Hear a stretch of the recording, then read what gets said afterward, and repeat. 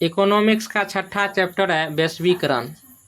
तो यहाँ पर है विश्व व्यापार संगठन का मुख्यालय कहाँ है, पहला ऑब्जेक्टिव है जेनेवा में, पेरिस में, न्यूयॉर्क में, वाशिंगटन में। तो इसका सही ऑप्शन आपको होगा ए, जेनेवा में। अब हम अगले ऑब्जेक्टिव को देखते हैं। निम्न में कौन भारतीय बहुराष्ट्रीय कंपनी है? Nokia, Samsung, Infosys, Ford Motors. Infosys. Option C. बाद बाकी जो भी है, नोकिया हो गया, सैमसंग और फोर्ड मोटर्स, ये क्या है? विदेशी कंपनियां हैं। क्या है? विदेशी। वैश्वीकरण का नकारात्मक प्रभाव निम्न में से किस क्षेत्र में देखा गया है?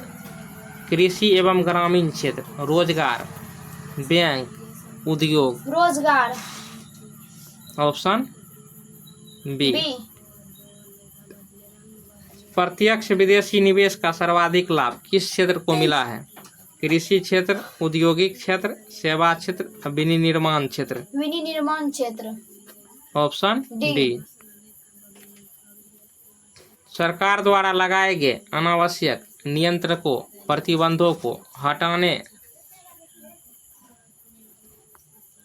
हटाना क्या कहलाता है? निजीकरण, उदारीकरण, वैश्वीकरण, इनमें से कोई नहीं। उदारीकरण। विश्व व्यापार संगठन बताएं की स्थापना कब हुई थी? 1995 में। भारत का अंग्रेज निर्यात, देखो भारत का प्रथम निर्यात संवर्धन क्षेत्र कहाँ स्थापित किया गया? फाल्टा है, कांडला है, चेन्नई है, नोएडा है। नोएडा। Option D.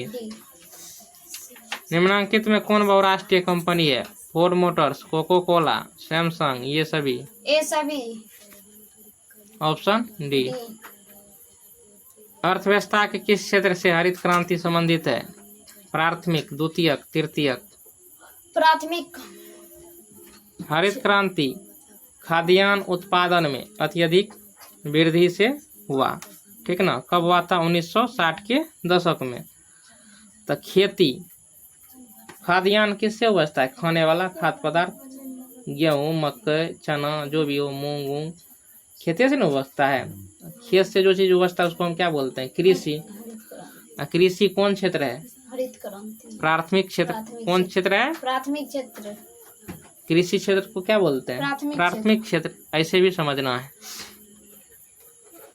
वैश्वीकरण का अर्थ है आयात पर नियंत्रण, विश्व अर्थव्यवस्था से समन्वय, निर्यात पर नियंत्रण, इनमें से कोई नहीं। विश्व अर्थव्यवस्था से समन्वय। निम्नलिखित में क्या नई आर्थिक नीति का अंग नहीं है? निजीकरण, वैश्वीकरण, राष्ट्रीयकरण, उदारीकरण। राष्ट्रीयकरण। Option C. अब है कि वैश्वीकरण के मुख्य अंग कितने हैं? 1, 2, 3, 4। 4। नई आर्थिक नीति में किसे सम्मिलित किया गया? उदारीकरण को, निजीकरण को, वैश्वीकरण को, उपर्युक्त सभी को। उपर्युक्त सभी को। Option D.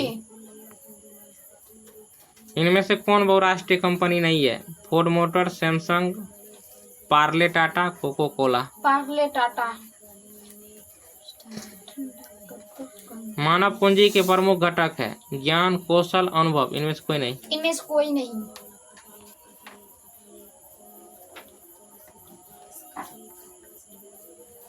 तो मानव पूंजी का प्रमुख घटक कौन होता है? श्रम। क्या होता है? श्रम। याद रखना। नई आर्थिक नीति में किसे सम्मिलित नहीं किया गया है? नियंत्रित अर्थव्यवस्था, उदारीकरण, वैश्वीकरण, इनमें से कोई नहीं। नियंत्रित अर्थव्यवस्था। Option A. अंतर्राष्ट्रीय व्यापार संबंधी नियमों को निर्धारित करने वाली संस्था क्या कहलाता है? विश्व बैंक, IMF, UNO, इनमें से कोई नहीं। इनमें से कोई नहीं। Option D. तो देखो अंतर्राष्ट्रीय व्यापार को कौन सा संस्था नियंत्रित करता है? WTO। कौन करता है? WTO, विश्व व्यापार संगठन। इसकी स्थापना कब की गई थी? 1995 में। इसको याद रखना। दूरसंचार सुविधा नहीं है? टेलीफोन, संवाद, फैक्स, मोबाइल फोन। संवाद। Option B. पार्ले समूह के थम्स अप ब्रांड को किस बहुराष्ट्रीय कंपनी ने खरीद लिया है? नोकिया ने, एलजी ने, रिबॉक ने, कोको कोला ने। कोको कोला ने।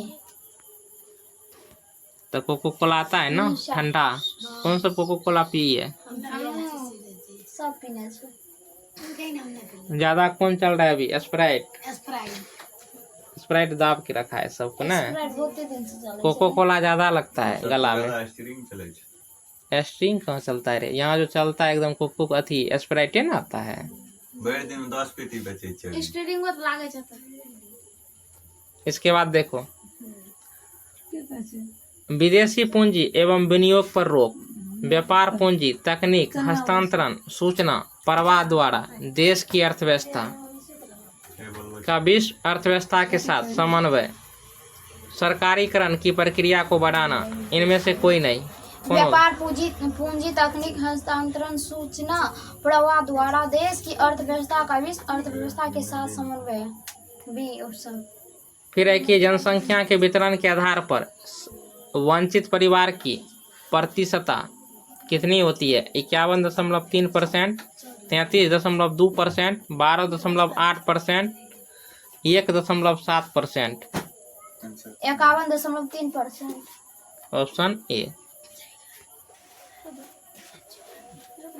पूरे विश्व में आर्थिक वर्चस्व बना हुआ है ब्रिटेन का, अमेरिका का, रूस का, फ्रांस का। अमेरिका का।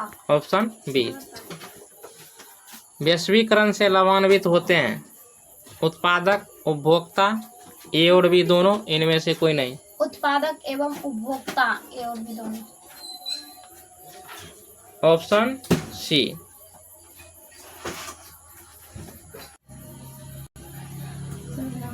तो भारत में राज्य नियंत्रित उद्योग के उदाहरण कौन है? डाक, तार विभाग, रेलवे, सुरक्षा उद्योग, ये सभी। ये सभी।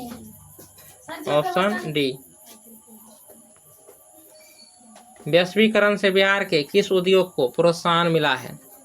कृषि एवं पशुपालन, पर्यटन उद्योग, विनिर्माण उद्योग। पर्यटन उद्योग।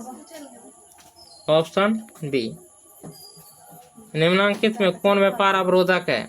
आयात कर, निर्यात कर, ए और बी दोनों, इनमें से कोई नहीं। ए और बी दोनों।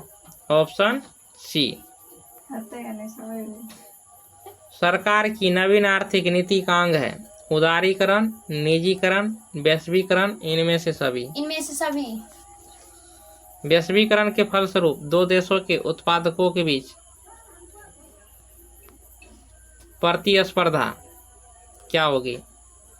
कम होगी, बढ़ जाएगी, घटती बढ़ती रहेगी, कोई परिवर्तन नहीं होगा। बढ़ जाएगी। तो प्रतिस्पर्धा क्या हो गया? बढ़ गया वैश्वीकरण के कारण। व्यापार अवरोधक का उपयोग किया जाता है विकास के लिए, वृद्धि या कटौती के लिए, आयात की मात्रा के लिए, इनमें से कोई नहीं। विकास के लिए। Option A. उदारीकरण का तात्पर्य है उद्यमों पर स्वामित्व, अर्थव्यवस्था की मुक्ति, इनमें से कोई नहीं। निर्धनता में कमी। और अर्थव्यवस्था की मुक्ति। Option B.